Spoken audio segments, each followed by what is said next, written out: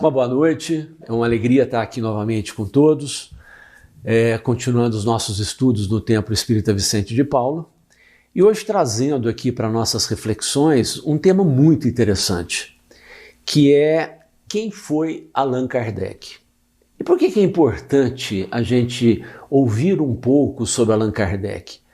Porque a maioria das pessoas normalmente conhecem a doutrina, conhecem as obras básicas da doutrina, né, o chamado Pentateuco, os 5 livros básicos que o Kardec escreveu, mas acabam não sabendo exatamente quem é aquela pessoa, né, que se intitula como Allan Kardec, o que ela representa, quem ela é.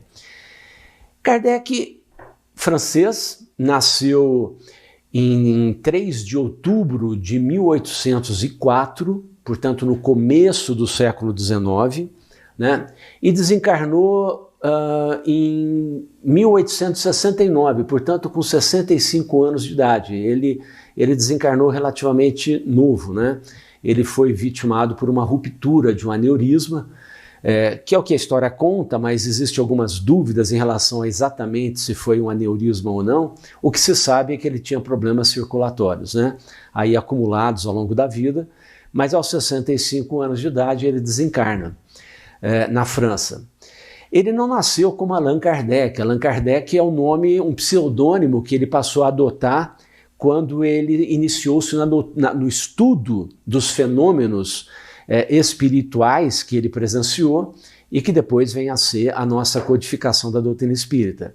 Mas ele nasce como Hippolyte Léon Denisard Rivail. Esse é o nome original dele. Allan Kardec vem a ser depois, né? E ele nasceu numa família simples, porém uma família muito culta. Uma família de juízes, de advogados, por parte de pai, e uma família de matemáticos ilustres, teólogos, escritores por parte de mãe. Então, portanto, ele já trazia na sua carga genética uma formação cultural bastante requintada, bastante, né, muito rica, né, muito boa. E ele nasce numa época de grandes agitações políticas, né, de conflitos sociais, de conflitos religiosos, né. Era basicamente o finalzinho da era napoleônica, né, o final da era napoleônica. E para a gente conhecer Kardec, é necessário a gente observar 3 aspectos, ou melhor, tomar conhecimento de 3 situações que envolvem o nosso Kardec. Primeiro, conhecer exatamente a época em que ele reencarna, que é o século XIX, né? Porque a gente não pode pegá-lo e excluí-lo de uma realidade social, política, econômica que ele vivenciava. Precisamos conhecer o Kardec educador, porque antes dele iniciar os seus estudos naquilo que vem a ser depois, para construir aquilo que vem a ser depois da doutrina espírita, ele foi um grande e famoso educador na França. E depois nós vamos ver o Kardec codificador. Bom, como eu disse, Kardec nasce no século XIX, logo no início do século XIX, uma época marcada por todas essas graves agitações políticas, conflitos sociais e religiosos, como eu disse, né? Era a era napoleônica. A era napoleônica, ela terminou praticamente em 1815, né, quando o Napoleão perde a famosa Batalha de Waterloo, né, e é exilado na ilha de Santa Helena, isso em 1815. Kardec estava aí, portanto, com 12 anos de idade, mais ou menos, né, quando aconteceu isso. Então ele nasce num período muito tumultuado, muito turbulento político. E também num período que encerra praticamente o fim do iluminismo, que aconteceu no século XVIII. E nós sabemos que o iluminismo, que era chamado século da filosofia, foi o século dos grandes pensadores, né? Dos homens que desenvolveram um movimento intelectual e filosófico muito grande que dominou praticamente o mundo e todas as ideias na Europa durante o século XVIII. Então, portanto, o iluminismo termina em 1789, mais ou menos quando começa a era napoleônica. Então, quando Kardec nasce em 1903, ele acaba nascendo numa época em que ainda existe uma influência muito forte do iluminismo em toda a Europa, né? E é um período que ele nasce é um período marcado por mudanças políticas na Europa, mudanças muito fortes, né? O colapso de impérios tradicionais, como por exemplo o Império da Espanha, da China, a própria França, né, com o fim, após as guerras napoleônicas, a França decai, né, o chamado Sacro Império Romano-Germânico, todos esses impérios da época, há um colapso deles, no período em que Kardec reencarna, né? E, por outro lado, esse século começa a testemunhar o crescimento e a influência de outras potências, de outros impérios, principalmente o Império Britânico, né? O Império Russo, o Império Alemão, o Império Japonês, o Império dos Estados Unidos, que os Estados Unidos se consolida já aqui nas Américas, mas se consolida como um país muito forte, né? Todos eles estimulando conflitos militares. Por que é importante lembrar isso? Porque tudo isso que acontece no século de Kardec vai refletir no século seguinte, que é o século XX, as duas guerras mundiais que nós conhecemos, né? O próprio crescimento da doutrina espírita no Brasil e até hoje nós sentimos o reflexo desse período, dessas mudanças que aconteceram. E aí nós vamos ver que depois que acontece então o fim do Império Francês, emerge o Império Inglês, né?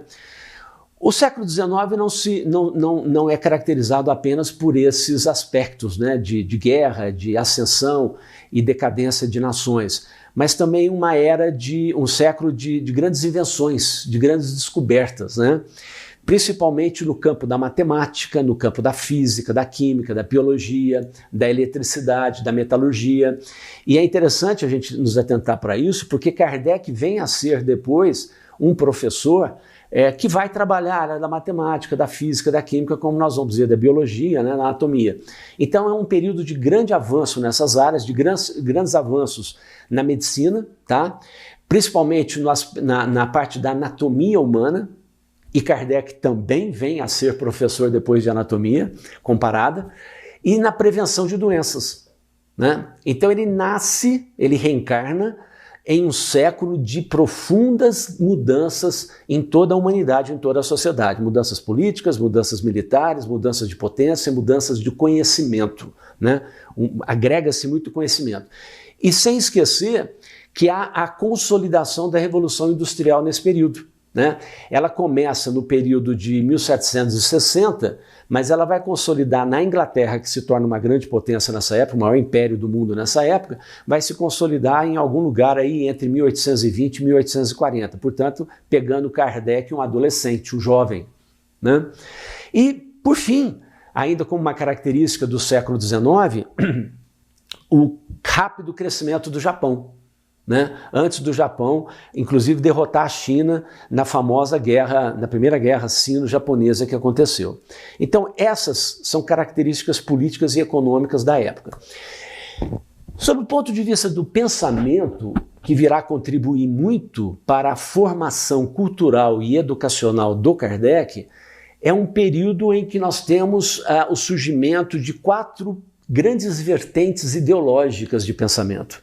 Nós temos o liberalismo, né, o surgimento do liberalismo, né, que logo após a Revolução Francesa, né, ele tem as suas origens na filosofia iluminista, mas logo depois da Revolução Francesa ele expande-se, né, o liberalismo. Nós temos o nacionalismo, que surge também como o direito, né, dos povos a dispor de si próprios, né, para não serem colonizados, escravizados, né, pelos outros países, né, um movimento forte de nacionalismo. Vamos lembrar que esse movimento nacionalista ele embasa muito o movimento nazista no século seguinte, né? Então Kardec aparece nessa época, e as 2 formas de socialismo que nós conhecemos, que é o socialismo utópico e o socialismo científico. Portanto, Kardec vem a habitar um século extremamente rico de acontecimentos, de pensamentos diferentes, de surgimentos de tudo quanto é forma de filosofias e de concepção de sociedade.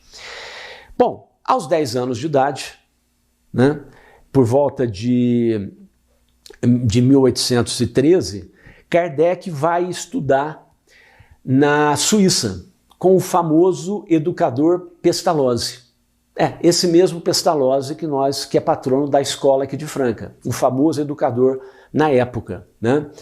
E ali ele começa a tomar contato com a doutrina, com o método de ensino de Pestalozzi, que certamente, sem sombra de dúvida, nessa encarnação, vai contribuir muito com a função dele, com a formação dele de educador. E vai contribuir muito na metodologia científica que ele vai adotar, e nós vamos falar sobre isso, quando ele começa a estudar os fenômenos, né, que ele é convidado a presenciar e começa a ter a curiosidade científica em querer entendê-los e compreendê-los, e também fazer a própria codificação da doutrina espírita, porque ela é baseada, foi utilizado um método científico para isso. Mas o Pestalozzi, o método do Pestalozzi era de desenvolver a alma, né, de desenvolver o espírito da criança. Por isso que pegava crianças desde pequeno, exatamente para que pudesse fazer isso, né? Pegar esse aspecto e dessa maneira o modo de instrução que ele adotava estabelecia um tipo de permuta entre as crianças, né? As crianças, uma permuta de comunicação, de maneira que elas tinham contato com a moral prática, né? Com as relações sociais que elas iam vivenciar ao longo da sua vida e as virtudes que elas deveriam praticar nessas relações sociais que elas iriam desenvolvendo aí uma moral, uma ética quando chegassem a ser adultos. Portanto, era um método educacional extremamente revolucionário para o momento, para o período. Nós estamos falando no começo do século XIX, extremamente revolucionário e que certamente contribuiu muito para a formação dele. E Revile foi um discípulo exemplar no estudo dele, né? A formação, o método de estudo e o aprendizado que ele adquiriu com o Pestalozzi foram essenciais na codificação do Espiritismo. Foram essenciais na codificação do Espiritismo, né? Bom, após essa rápida análise do período em que Kardec reencarna, né, o que significou isso e as influências todas, né, da sociedade, do ambiente, da época que ele recebeu, vamos falar um pouquinho do Kardec educador. Bom, Kardec, como eu disse, chega aos 10 anos de idade na escola de Pestalozzi e aos 19 anos, já retornado à França, ele abre com 19 anos de idade a sua primeira escola, a sua própria escola, melhor dizendo, né, aonde ele ensina física, matemática, anatomia comparada e retórica. Então vejam vocês, nós estamos falando de um espírito de alta escola, né? Um espírito que com 19 anos já está ensinando física, matemática, anatomia comparada e retórica, né? Além disso, ele já era tradutor de livros. Ele dominava nada mais, nada menos, aos 19 anos, 6 idiomas diferentes. E dominava a ponto de traduzir livros. Não era falar uma palavrinha ou outra, não. Realmente era um profundo conhecedor de 6 línguas estrangeiras. Obviamente, 5 além da própria, né? Que era o francês. Em 1823, portanto, com 20 anos de idade, né? Nasceu em 1803, em 1823, ele redige o seu primeiro livro, que chama-se Curso Prático e Teórico de Aritmética. Tá? E nesse mesmo período, ele inicia, melhor dizendo, os seus estudos no magnetismo animal. Olha como tudo vai acontecendo, como nós realmente trabalhamos a nossa vida a partir de um planejamento reencarnatório, né, que nos leva a um objetivo depois final na existência. Então, como Kardec certamente veio com o compromisso de fazer essa síntese de todo o ensinamento da existência e da realidade espiritual, ele já ia lá desde novo sendo encaminhado, sendo conduzido para poder se preparar para ter uma visão, um olhar crítico científico sobre os fenômenos da época, quando ele vai começar a estudá-los, e de tal maneira ele poder entendê-los sem misticismo, sem nenhum tipo de dúvida, mas com um olhar bastante científico. Então ele começa, com 20 anos de idade, a fazer esse estudo sobre magnetismo animal, que é a compreensão que se tem da possibilidade de cura pela transmissão de energias. É o que nós fazemos nos nossos passes magnéticos, né? Ele começa lá atrás a estudar. através de um início, né, de estudo já existente de um médico alemão chamado Mesmer, né, famoso porque ele foi o pioneiro nesse estudo de magnetismo animal. Bom, rapidamente, em 1825, ele já está dirigindo uma escola chamada Escola de Primeiro Grau. Em 1826, ele funda o Instituto Técnico Rivaio, né, onde ele utiliza muitos dos princípios que ele aprendeu com Pestalozzi, né, a seriedade, e utilizava a mesma metodologia inovadora que Pestalozzi já tinha desenvolvido lá atrás. Ele aperfeiçoou ela, ele levou ela para um segmento educacional diferenciado, que era uma escola técnica, né? Não era uma escola de ensino, vamos dizer, fundamental, primário, infantil, como nós conhecemos hoje a nossa escola. Em 1828, ele decide que vai dedicar a sua vida à educação. Então, em 1828, ele está com 25 anos de idade. Ele decide que a sua vida vai ser dedicada à educação, tá? Ainda em 1928, ele publica o seu segundo livro, né, que chama-se Plano Proposto para a Melhoria da Educação Pública. Veja, ele não apenas dedica a sua vida à educação, ele não apenas é um cientista, um pesquisador, um pedagogo, ele também tem uma visão social da importância da educação, porque ele canaliza toda a sua capacidade de professor, de docência, para a educação pública. Ele tinha uma preocupação muito grande de fazer com que a educação pública fosse estendida para toda a sociedade da época. Nós estamos falando de uma França miserável, nós estamos falando de uma Europa miserável, nós não estamos falando de uma Europa de hoje. Vamos lembrar sempre disso, né? Porque a gente tem que lembrar o contexto em que o indivíduo existe para entender quais as influências que ele recebe do meio em que ele se encontra. Então Kardec tem uma preocupação muito grande com a educação pública, com a educação popular, de tal maneira que venha a promover a melhora social, né, a melhoria social das pessoas. Então ele já começa a trabalhar nesse sentido. A Dora Encontre, que é uma estudiosa na doutrina espírita, ela escreveu um livro chamado Kardec Educador, textos pedagógicos. Então ela vai buscar lá na época do Rivaio, não do Kardec, né, do Rivaio, porque até então ele é só educador. Ela vai buscar no Rivaio muitos textos que ele escreve sobre pedagogia, sobre educação. E ela destaca um discurso que ele pronunciou na distribuição de prêmios que ele faz no Instituto Técnico dele, em agosto de 1834. Né? Onde ela destaca alguns trechos para que nós possamos sentir qual era a importância e o compromisso que ele tinha com a educação, que eu vou reproduzir para vocês. Ele fala: a educação é obra da minha vida e todos os meus instantes são empregados em editar sobre essa matéria. Fico feliz quando encontro algo meio novo ou quando descubro novas verdades. Fala também mais adiante, em outro texto pedagógico, ele fala: disse no começo que a educação é a obra de minha vida. Não faltarei à minha missão, pois penso compreendê-la. E é interessante a gente fazer uma projeção para o período futuro do Rivaio, como Kardec, já dentro da codificação espírita, da doutrina espírita, o que ele fez ao codificar a doutrina espírita? Ele manteve a sua postura e seu papel de professor. Né? Todos os livros dele são didáticos. Se você pega o Pentateuco, as 5 obras de Kardec, são obras didáticas, que somente um professor, um cientista, teria condições de sistematizar e sintetizar todas as informações que ele obteve junto com os espíritos. Em 1830, ele faz a tradução para o alemão do Telêmaco, de Fénelon, que é um famoso livro, né, escrito no final do século XVII. Isso mostra o domínio que ele tinha da língua alemã.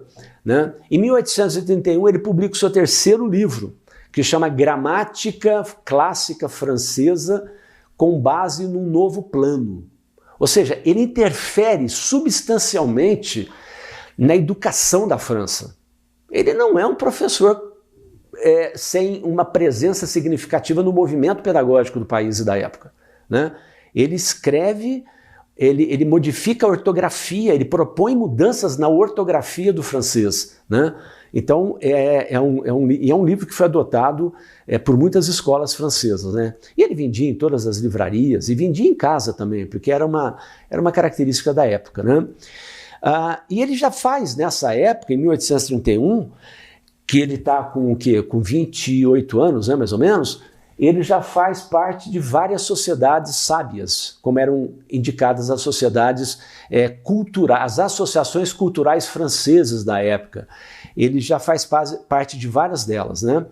E mais adiante, em 1832, né, em 6 de fevereiro, ele casa-se. Ele casa-se com a Amélie Gabrielle Boudet, que era uma professora também de letras e belas artes, e vem a ser a sua colaboradora, a sua companheira e colaboradora por toda a sua vida, que teve um papel fundamental em tudo que o Kardec depois vem a produzir, né? Ela foi de fundamental importância, tanto no aspecto cultural, educacional junto com ele, como também de organização, porque ela era responsável, depois quando ele já assume digamos assim, o pseudônimo de Kardec, já dentro da doutrina espírita, ela passa a fazer parte, ela passa a ser significativa no controle administrativo, financeiro, de tudo que ele vem a trabalhar depois, né?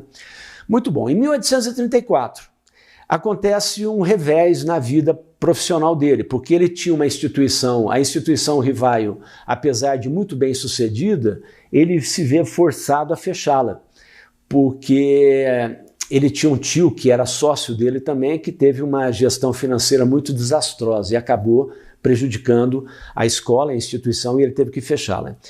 Em 1835 a 1840, até pelas dificuldades financeiras que ele passou a vivenciar, relativa, né, ele passou a prestar serviços de contabilidade para diversas casas comerciais na França, em Paris, né? Fazer traduções, organizar e dar cursos de física, química, astronomia, fisiologia, anatomia comparada, tudo em sua casa. Então ele saiu do instituto e passou dentro da sua casa a dar aula de todas essas matérias, todas essas disciplinas.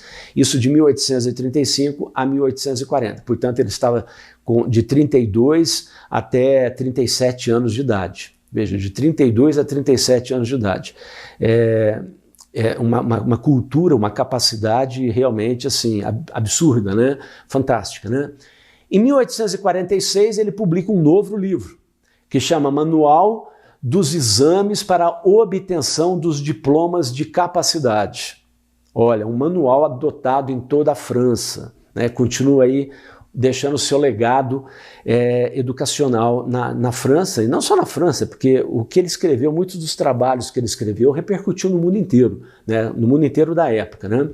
Em 1848, lança um novo livro que chama Catecismo Gramatical da Língua Francesa, né? Depois, em 1849, ele passa a lecionar Fisiologia, Astronomia, Química e Física no Liceu Polimático de Paris, que era um liceu, uma escola muito importante da época. Em 1852 e 1853 ele tem um novo revés, que na verdade já começa a partir daí ele de alguma forma ser preparado para essa nova etapa da sua vida, que depois nós vamos conhecê-lo como Allan Kardec, né? Como a vida de Allan Kardec. Em 1852 e 1853, ele tem uma grave perda de visão, que o impede de ler e escrever, ou reconhecer até mesmo as pessoas a quem ele estendia a mão. Então ele teve uma perda muito grande. E quem fez, e quem ajudou? Uma sonâmbula à cura, né? O sonambulismo, a doutrina espírita nos explica que é uma mediunidade, né, onde o espírito se despreende do corpo, mas se despreende diferente do que acontece quando nós dormimos, durante o período do sono, se despreende do corpo e passa a conduzir o próprio corpo, né? Então, no caso aqui, o sonâmbulo, ele conduz o seu próprio corpo, né? Tal é o grau de despreendimento que ele adquire durante esse processo, tá? Então, é o que acontece. Bom, finalizando essa parte do Kardec educador, todas as suas obras foram praticamente adotadas pela Universidade da França, né? O seu nome foi conhecido e respeitado, seus trabalhos foram apreciados, né? E muito antes, isso tudo muito antes que ele imortalizasse, vamos dizer assim, o nome de Allan Kardec, né? Ele, como Rivai, já era um homem extremamente respeitado, conhecido, respeitado no mundo acadêmico, na França e em outros países da Europa antiga, né? Muito bem. A terceira parte agora que nos traz ao nosso momento, né, que é o momento da doutrina espírita, é o Kardec codificador, que nós vamos falar um pouquinho sobre ele. Em 1854, portanto, um ano depois que ele teve aquela perda de visão, que foi de 52 a 53, um ano depois, através de um amigo que ele tinha, Fortier, que era um magnetizador já prático, né, com quem ele mantinha várias relações, que tinha um bom relacionamento de amizade, né, até por conta dos seus estudos sobre o magnetismo, que ele tinha começado lá atrás, quando ele tinha 19 anos de idade. O professor Denisard, o Rivai, ele ouve falar pela primeira vez sobre os fenômenos das mesas girantes. Pela primeira vez ele ouve sobre isso. Em 1850, aí ele foi convidado a presenciar isso, e em 1855, no mês de maio, ele tem a oportunidade de testemunhar como é que essas mesas girantes funcionavam, e ele começa a estudar com a metodologia científica que ele adquiriu, daí a importância de se falar a respeito da vida dele de educador, de estudioso, né? Ele não abandona o seu perfil científico, né? Ele não abandona de maneira alguma.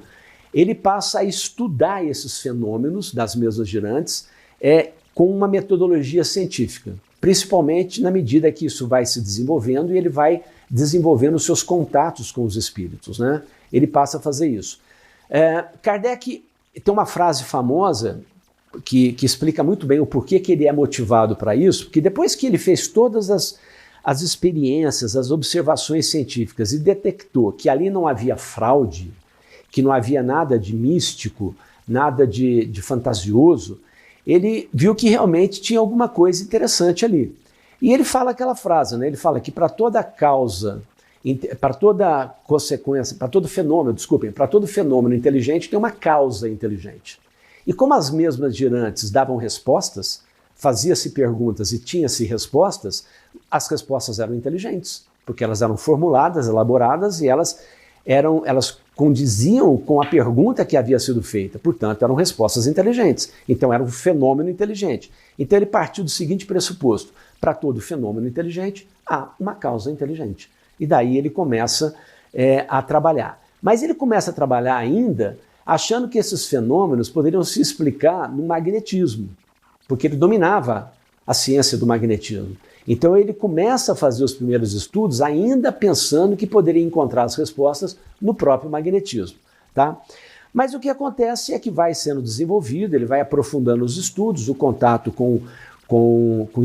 através de médiuns com espíritos, mas o desenvolvimento da codificação espírita, a gente pode situar que basicamente ela teve início realmente na residência da família Baudin, em 1855, portanto um ano e meio depois que ele já começa a fazer essas pesquisas, esses estudos em relação às mesas girantes. Na família Baudin havia duas moças, né, que eram médiuns, de 14 e 16 anos respectivamente, que ajudaram muito ele nesse processo de pesquisa, de levantamento de informações, para que ele começasse a entender que esse fenômeno era algo mais do que simplesmente uma coisa que poderia se explicar ali materialmente falando, né?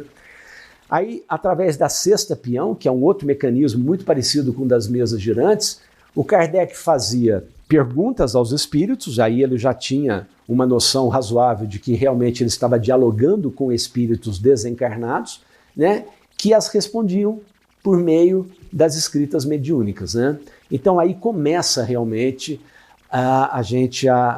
o Kardec a entender o que ele tinha nas mãos e qual era o compromisso que ele tinha, né? Então, à medida que o professor, que o Kardec vai fazendo as perguntas e elas são respondidas, ele começa a perceber que ali ali ele estava se desenhando para ele o corpo de uma doutrina, né?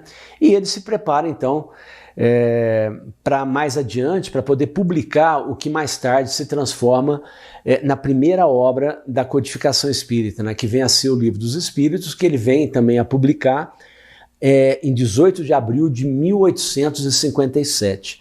É bom a gente lembrar que essa primeira publicação do Livro dos Espíritos não é a definitiva.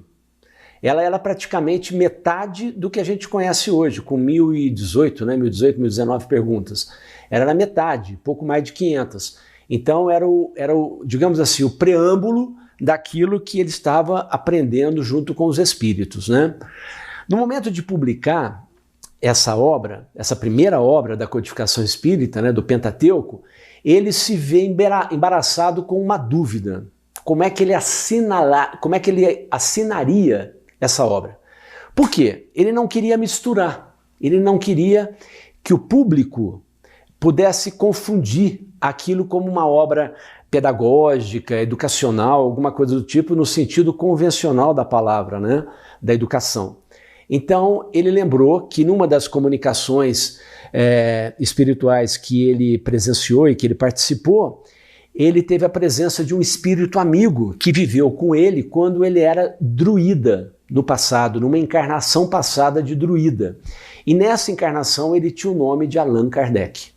Então, por indicação, por sugestão, não por sugestão, mas por fala desse espírito amigo que dizia que o Allan Kardec havia sido mestre dele nessa vida anterior, ele resolve então adotar o pseudônimo de Allan Kardec. Por isso que aí se dá a divisão, ele deixa de ser publicamente Revile e passa a ser o Kardec que nós conhecemos, né? Então ele decide assinar o nome de Kardec.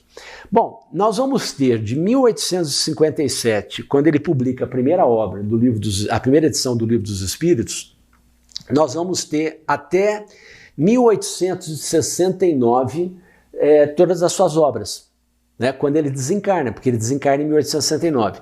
É interessante a gente lembrar que Kardec teve uma vida de produção doutrinária curta, mas extremamente intensa, né? Foram 12 anos, mais ou menos, 12 anos que ele ficou encarnado desde quando ele escreve, ele começa a ter contato com os espíritos e faz a codificação da doutrina espírita até quando ele desencarna em 1869. Então foram 12 anos extremamente ricos de aprendizado e de material que ele nos proporcionou, né? Além das 5 obras básicas da codificação espírita, da doutrina espírita, ele deixou a Revista Espírita, que de 1858 até 1869, quando ele desencarna, ele publicava uma edição por ano, portanto foram 12 edições do livro, da Revista Espírita, e muitas outras obras, textos, aliás, obras vastas, né, que até depois do seu desencarne, em 1890, surge o livro Obras Póstumas, que é uma coletânea de textos que Kardec deixou, dentre muitos textos que ele deixou, mas se fez essa coletânea de textos, ainda trazendo alguns ensinamentos pioneiros que ele tinha deixado preparado para uma nova edição de um outro livro, mas que não teve tempo.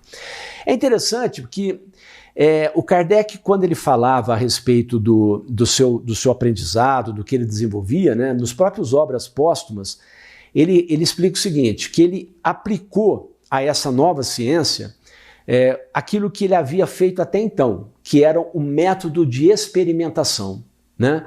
Ele nunca formulava teorias pré-concebidas, ele chegava à teoria depois de ter feito uma série de formulações e desenvolver esse método da experimentação. Por isso que eu disse a vocês no começo o quanto é importante nós conhecermos a trajetória do Kardec, o contexto em que ele vivia antes dele iniciar os estudos dos fenômenos das mesas girantes, para entender que ele levou para todo o seu estudo da codificação, ele levou a metodologia científica que ele tinha. Por isso que é um trabalho científico, por isso que a doutrina espírita um dos tripés em que a doutrina espírita se fundamenta é a ciência, porque ele era um profundo conhecedor e defensor da ciência, né? E através da ciência, usando o método científico de experimentação, é que ele preparou toda a codificação da doutrina espírita, né? E foi assim que ele procedeu em todos os seus trabalhos. Tanto é verdade que eu vou lembrar uma coisa para vocês, ou mostrar uma coisa para vocês, que eu acho que muita gente não se deparou com isso. Kardec escreveu 5 livros, né, básicos da doutrina. O Livro dos Espíritos, escreveu o Livro dos Médiuns, escreveu o Evangelho segundo o Espiritismo, escreveu o Céu e o Inferno e escreveu a Gênese, né? Esses 5 livros. Se nós pegarmos o Livro dos Espíritos, que é o primeiro livro, é um livro em que ele divide em 4 partes o livro.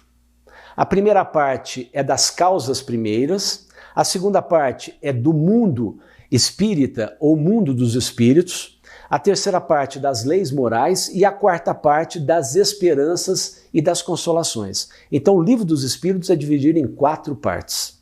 Se nós observarmos, cada uma dessas 4 partes vai dar origem de forma mais aprofundada aos outros 4 livros da doutrina espírita.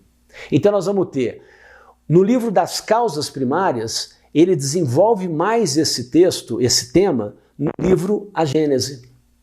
Na segunda parte, que ele fala sobre do mundo espírita e do mundo dos espíritos, vem o Livro dos Médiuns, que é onde há a comunicação entre os 2 planos, onde ele aprofunda sobre a mediunidade e, portanto, sobre o conhecimento do mundo espiritual. Desculpa, do mundo espiritual. A terceira parte, que é das leis morais, ele aprofunda no livro O Evangelho segundo o Espiritismo. E na quarta parte, que é das esperanças e das consolações, o céu e o inferno. Então veja como ele era realmente um pesquisador e um cientista, porque ele montou o Pentateuco, a obra básica da doutrina espírita, de uma maneira muito científica, muito pedagógica, muito didática. Você faz a leitura do Livro dos Espíritos, tem um conhecimento geral de todo o ensinamento dos Espíritos.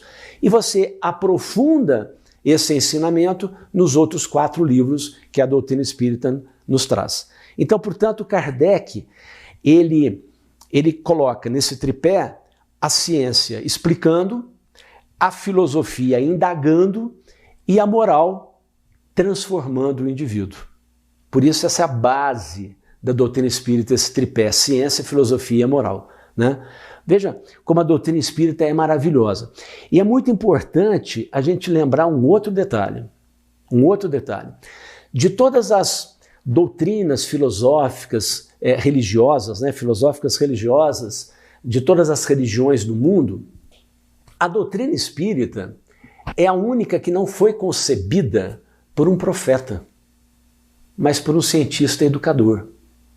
Então ela é indiscutivelmente clara, pedagógica, né? É difícil, até a maneira como ele escreve o Livro dos Espíritos, através de perguntas e respostas, demonstra esse comprometimento que ele tem com a educação. Por isso que ele dizia, quando era professor, lá atrás, quando tinha 20 e poucos anos, que o compromisso dele com a educação seria a missão dele de toda uma vida. Mesmo depois, enquanto Kardec, ele continua cumprindo a sua missão de educador, como educador, né? Essa é a riqueza do Kardec, né? E a Dori Contre faz uma... No livro Para Entender Allan Kardec dela, ela tem uma fala muito interessante que eu quero ler para vocês. Ela diz o seguinte: se o codificador tivesse sido um cientista, o codificador da doutrina espírita, se o codificador tivesse sido um cientista, apenas poderia ter restringido a sua abordagem do espiritismo ao aspecto fenomênico. Kardec ia ficar só atento aos fenômenos das mesas girantes, né? Se tivesse sido um filósofo especializado, poderia ter se embrenhado em especulações remotas, com uma linguagem de difícil acesso. Poucos entenderiam o que seria a doutrina espírita, se o Kardec tivesse visto ela apenas como filósofo. E se tivesse sido um religioso profissional, ele poderia ter fundado uma nova igreja.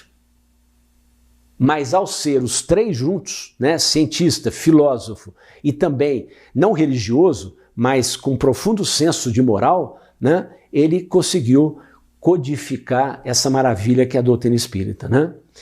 E Para os espíritos envolvidos na codificação, se nós pegarmos os livros, nós vamos ver que muitas mensagens, a maioria das mensagens, Kardec reproduz fielmente, conforme é dito pelo espírito comunicante, pelo espírito mensageiro, um dos orientadores da codificação da doutrina, vários codificadores, né? Tem algumas mensagens que a gente pode mais ou menos ter uma ideia de como é que os espíritos viam Kardec. Eu vou ler para vocês. Acaba a tua obra e conta com a proteção do teu guia, guia de todos nós, e com o auxílio devotado dos espíritos que te são mais fiéis. Isso são mensagens que Kardec recebeu, foram publicadas, melhor dizendo, posteriormente. Conta conosco e conta sobretudo com a grande alma do Mestre de todos nós, que te protege de modo muito particular. Está falando do Cristo, está falando de Jesus, né? Nossa ação, sobretudo a do Espírito de verdade, é constante ao teu redor, e tal qual que não podes recusá-la. O Espírito de verdade, Jesus aí de novo. Com essa obra, o edifício começa a se livrar de seus alicerces. Essas mensagens estão em obras póstumas. Kardec recebeu essas mensagens durante o seu período de existência, de encarnação, e foram publicadas depois, em 1863, no livro Obras Póstumas, né? Onde vem essas mensagens mostrando como é que os espíritos que contribuíram na codificação viam Kardec. Então, é óbvio, né, que muitas vezes Kardec deveria sentir alguma insegurança, alguma incerteza, e aí os espíritos viam e fortaleciam a crença e a determinação dele no trabalho da codificação com essas mensagens, né? A Revista Espírita de 1861 é possível também confirmar que o próprio Kardec reconhecia o Espírito de verdade como sendo o seu principal guia espiritual, né? Ele publica, tá lá escrito na revista, né, publicada depois do seu desencarne. Sim, senhores, este fato é não só característico, mas é providencial. Eis, a esse respeito, o que me dizia ainda ontem, antes da sessão, o meu guia espiritual, o Espírito de verdade. Kardec, Revista Espírita, 1861. Então Kardec tinha uma linha direta com Cristo, né?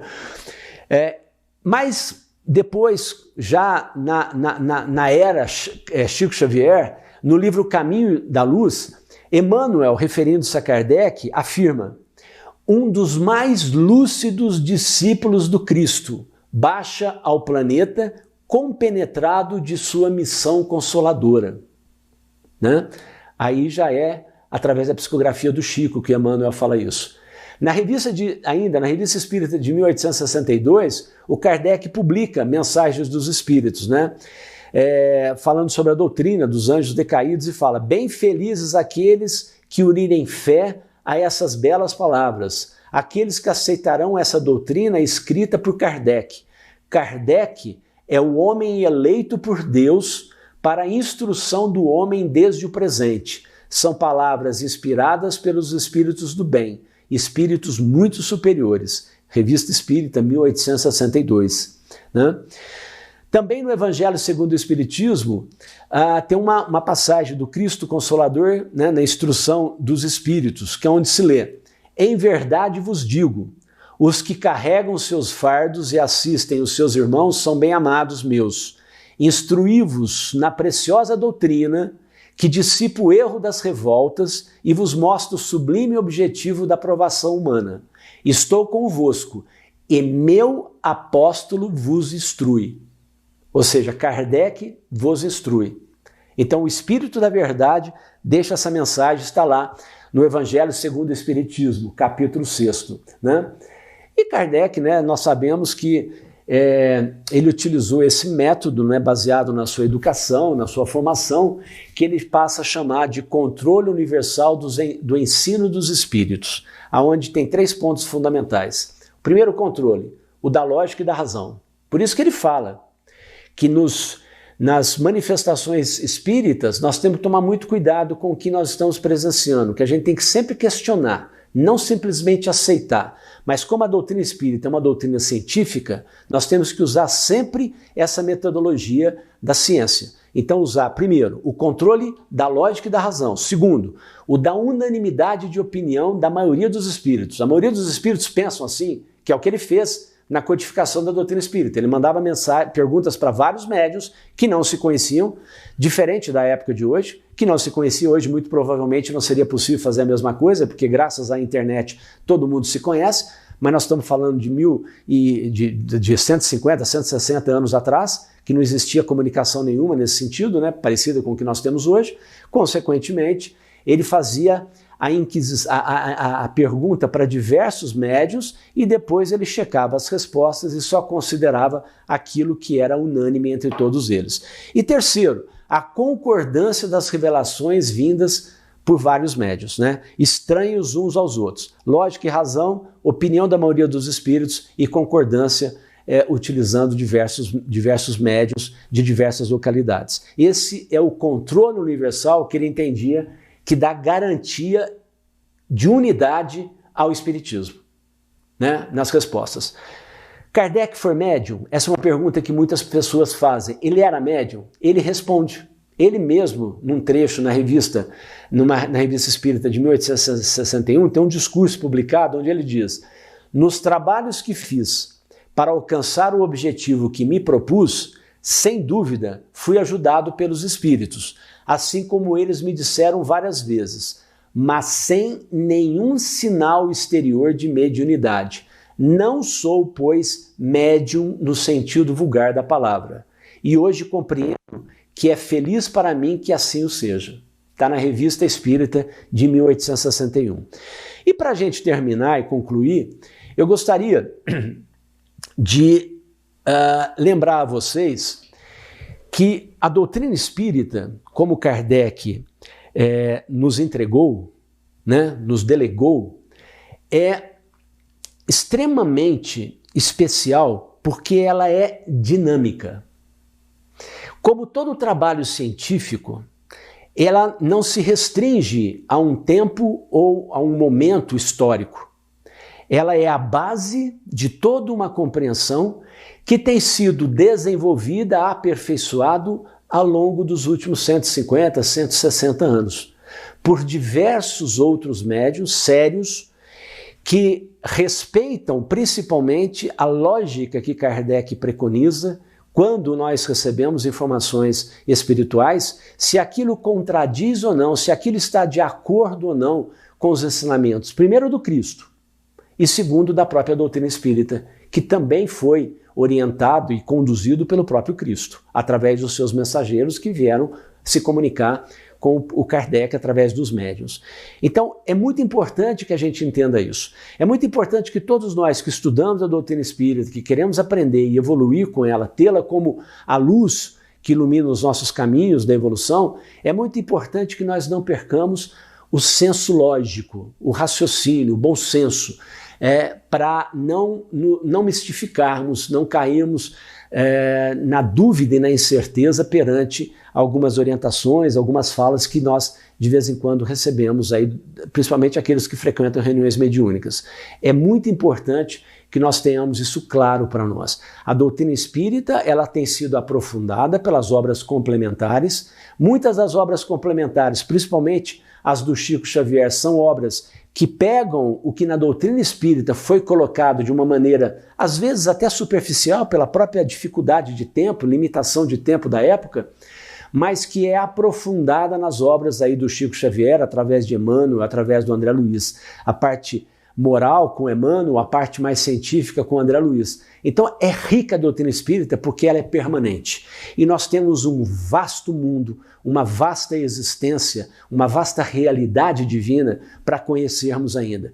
Por isso, certamente a doutrina espírita nos dá o patamar necessário, a codificação deixada por nós, para nós, por esse imenso e maravilhoso mestre que é Allan Kardec, tem que ser o nosso farol para seguirmos em frente. Que todos nós façamos aquilo que Jesus nos disse, né? Quando ele diz: espíritas, amai-vos, eis o primeiro ensinamento, instruí-vos, eis o segundo. Portanto, vamos nos amar e vamos buscar cada vez mais a educação, o aperfeiçoamento, o conhecimento para nos tornarmos melhor. Uma boa noite a todos e que Deus proteja cada um no seu lar.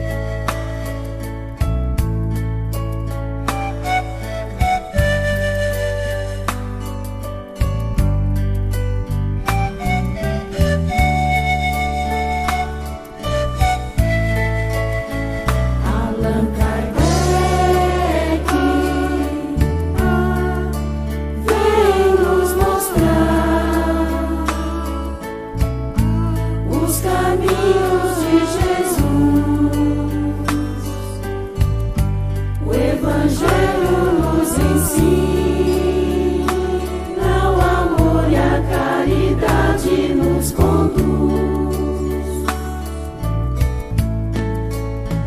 Allan Kardec vem na brisa do horizonte ensinar a alma carente com sorriso de criança, o amor e a caridade ao doente. Allan Kardec, o consolo vem trazer para os que sofrem e querem aprender. Allan Kardec, o consolo vem trazer para os que sofrem.